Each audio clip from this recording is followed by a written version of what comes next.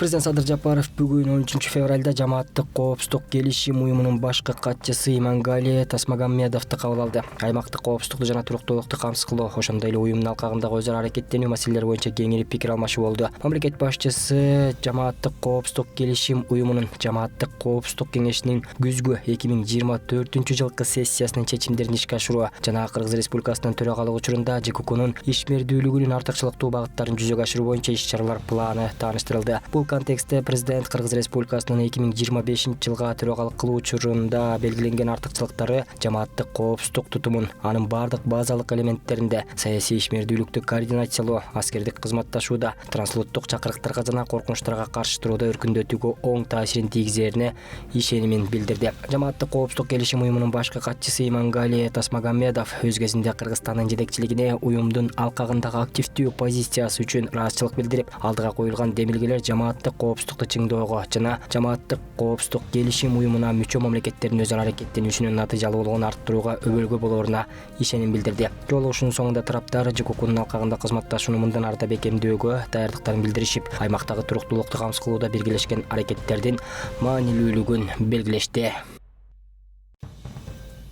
Министрлер кабинетинин төрагасы Адылбек Касымалиев Бириккен Араб Эмираттарынын Дубай шаарына болгон иш сапар аяктады. Сапардын алкагында Министрлер кабинетинин төрагасы бүткүл дүйнөлүк өкмөттөр саммитинин ачылышына катышып, саммиттин алкагындагы жаңыдан пайда болуп келе жаткан глобалдык таасир форумунун ачылышында сөз сүйлөдү. Адылбек Касымалиев Бириккен Араб Эмираттарынын вице-президенти, премьер-министринин орун басары, президенттик иштер министри Мансур бин Заид Аль-Нахаян, Бириккен Араб Эмираттарынын Министрлер кабинетинин иштери боюнча министри Мухаммед Абдулла Аль-Гергави, Бириккен Араб Эмираттарынын экономика министри, Кыргыз Эмират өкмөттөр аралык комиссиясынын тең төрагасы Абдулла бин Тук Аль-Мари, Абу-Даби өнүктүрүү фондунун башкы директору Мухаммед Аль-Сугайт менен эки тараптуу жолугушууларды өткөрдү. Ошондой эле Мастар жана Google компанияларынын өкүлдөрү менен жолугушууларды өткөрдү. Мындан тышкары жумуш сапарынын жүрүшүндө Министрлер кабинети менен Бириккен Араб Эмираттарынын өкмөттөрүнүн ортосундагы жаңы 5 жылдыкка мамлекеттик башкарууну институционалдык өнүктүрүү жана модернизациялоо жаатында тажрыйба алмашуу боюнча өз ара түшүнүшүү жөнүндө меморандумга кол коюлду.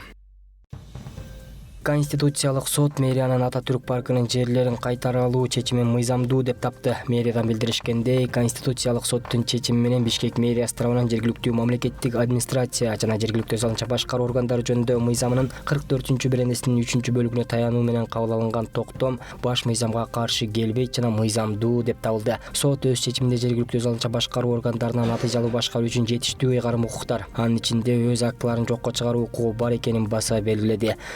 Соттук териштирүү аталган чечимдин мыйзамдуулугун аныктап жаткан Самат Матсаков менен Курманбек Осмоновдун өтүнүчү менен козголгон. Бишкек шаарынын мэриясы Кыргыз Республикасынын мыйзамдарынын алкагында иш алып барат жана коомдук жайларда мыйзамсыз пайдаланылган жер тилкелерин кайтарып берүү боюнча иштерди улантат деп айтылат маалыматта. Кыргыз Республикасынын экономика жана коммерция министрлигине караштуу финанс рыногун жөнгө салуу жана көзөмөлдөө кызматынын мурдагы төрагасы Руслан Тойчубеков каржы пирамидасын уюштурган деген айып менен убактылуу кармоочу жайга киргизилди. Бул тууралуу Бишкек шаарынын 1-май райондук сотунун басма сөз кызматы билдирди. Эске салсак, Руслан Тойчубеков 10-февралда УКМКнын кызматкерлери тарабынан MCN Coin криптовалютасына байланыштуу мурда козголгон кылмыштын алкагында кармалган. Андан келтирилген зыян $2,5 миллион бааланган. Бишкек шаарынын 1-май райондук сотунун 2025-жылдын 13-февралындагы чечими менен ТЮЖга карата камакка алуу түрүндөгү баш коргоо чарасын колдонуу жөнүндө УКМКнын башкы тергөө башкармалыгынын тергөөчүсүнүн өтүнүчү канааттандырылып, 2025-жылдын 5-апрелине чейин камакка алуу түрүндөгү баш коргоо чарасы колдонулган. Кыргызстанда илимий кызматкерлердин эмгек акысы 100%га көтөрүлдү. Бул тууралуу Билим берүү жана илим министрлигинен билдиришти. Илимий жана илимий техникалык уюмдардын кызматкерлеринин эмгек акысын төлөө системасын өркүндөтүү жана натыйжалуулугун жогорулатуу максатында, ошондой эле Кыргыз Республикасынын президентинин жарлыгын ишке ашыруу үчүн Министрлер кабинетинин илимий жана илимий техникалык уюмдардын кызматкерлерине эмгек акы төлөөнүн шарттары жана штаттык саны жөнүндө токтомун кабыл алды. Аталган токтомго ылайык илимий кызматкерлердин эмгек акысы 100%га чейин жогорулатылды. Тактап айтканда, кызматтык окладты аныктаган коэффициент 50%, ал эми кызматтык окладка кошумча төлөмдөр 50%га чейин көтөрүлдү. Натыйжада жалпы жогорулоо 100%га чейин жетти. Ал эми илимий институттарда иштеген жардамчы иштейлөөчү кызматкерлердин эмгек акысы 75-80%га жогорулатылды. Ошондой эле илимий жана илимий техникалык уюмдардын кызматкерлеринин максималдуу штаттык саны бекитилди. Бул токтом тиешелүү мамлекеттик органдар менен макулдашылып, бирдиктүү чечим катары кабыл алынган. Белгилей кетсек, Кыргыз Республикасынын президентинин жогорудагы аталган жарлыгында илимий уюмдардын кызматкерлеринин эмгек акысын 70%дан 100%га чейин жогорулатуу жана максималдуу чектелген штаттык санын бекитүү тапшырмасы коюлган. Борбор калаада салттуу ислам түшүнүгү, ханафилик, матуридилик аттуу ири эл аралык практикалык конференция өттү. Кыргызстан мусулмандарынын алымдар кеңеши тарабынан өткөрүлгөн жыйынга Кыргыз Республикасынын мамлекеттик катчысы Сүйүнбек Касманбетов, Кыргыз Республикасынын дин иштери боюнча мамлекеттик комиссиясынын директору Азамат Юсупов баштаган мамлекеттик кызматкерлер тектеш өлкөлөрдөн өз тажрыйбалары менен бөлүшүү үчүн Казакстан жана Өзбекстандын дин башкармалыктарынын өкүлдөрү катышкан. Bizge İslam dinini tarkatkan, bizge şariatı okutkan, Kur'an'ı tarkatkan yeşiller, talpalar, koçular, moldolar, ağaçlar, şu yerleri kırıp yerleri burada, varaturan yerlerin adatın saktarlar, saltın saktarlar, tilin saktarlar, giyimin saktarlar. Salt menen bizdin şariat İslam dini ökö şaykeş iş alып bargan, dilinin bütünün bilip bekem saklagan, ıyık tutkan bizdin musulmançılığımız İslam dinindeki kıla turgan en eski işlerimizden biri uşu degen. Дин алымдары, теологдары, коомдук, мамлекеттик ишмерлер бир аянтчада Кыргызстандагы салттуу ислам түшүнүгү, ханафилик, матуридилик темасынын маанилүүлүгүн чечмелеп, анын Кыргызстандагы практикалык колдонулушун талкуулашты. Дин чөйрөсүндөгү коомчулукка салттуу ислам деген эмне? Салттуу исламдын түшүнүгүн кеңири жеткирүү максатында Кыргызстан мусулмандар алымдар кеңешинин төрагасы Замиркар Рахиев менен биргеликте ушул иш-чараны уюштуруп жатабыз. Себеп дегенде туура коомчулукта ислам дининде салттуу ислам дини деген барбы деген да суроолор берилип атат. Туура жок. Бирок ошол эле сүйүктүү пайгамбарыбыз саллаллаху алейхи вассаламдын доорунан биздин доорубузга чейин биз Кураныбызда жок болгон маселелерди сүннөттөн, ал эми сүннөттө жок болгон маселелерди ошол мазхабтан, ижма кыястан алып, мына коомчулукка жеткиребиз да. Мына биздин мазхабыбыз урф деп коет, каада салтка, үрп адатка аябай көңүл бурган. Кайсыл жердин каада салты шариатка шайкеш келген болсо, ошол жаатта дагы баягы фикх, шариат өкүмдөрү, маселелери каралган.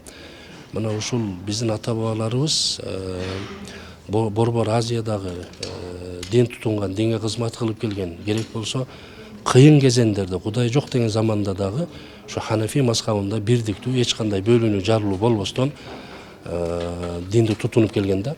Мына ата бабаларыбыздын дин тутумун карасак, сөзсүз түрдө биз баягы каада салтыбызга көңүл бурат экенбиз да, маданиятыбызга. Ошо каада салтыбызда эч кандай динибизге каршы чыкпаган каада салттарыбыз менен жашап келген. Ал каада салттар каяктан чыкты десе, барып эле сүйүктүү пайгамбарыбыздын ошо сүннөттөрүнө такалган да. Багы мусулмандарыбыз көбөйгөн сайын адам көп болгон жерде проблема да көп болот. Кээ бир көйгөйлүү маселелер бар. Ошого жараша мына биздин багы тектеш болгон өлкөлөрдө тилибиз бир, маданиятыбыз бир болгон Өзбекстан, Казакстанда мына атайын аалымдарды чакырып, биздин көрүнүктүү Кыргызстанда башы көрүнгөн, элге кызмат кылып жүргөн, жамаат жетектеп жүргөн, элге таасири бар бардык аалымдарды чакырып, мына ошо бир жерде жыйнап баягы конференция өткөрүп жатабыз. Анткени элибизге ошо жеткире турган адамдар ошолор.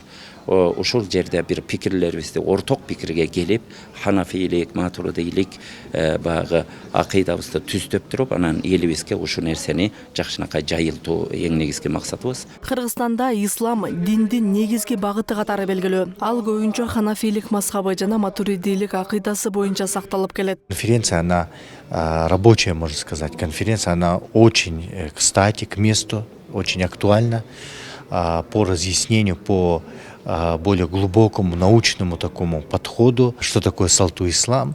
Это мурас, это наследие всех наших предков, алымов, ученых, в Центральной Азии, да, потому что на самом деле наследие огромное просто, да, начиная от имама Сарахси, имама Абу Ханифа, допустим, имам Термизи, все.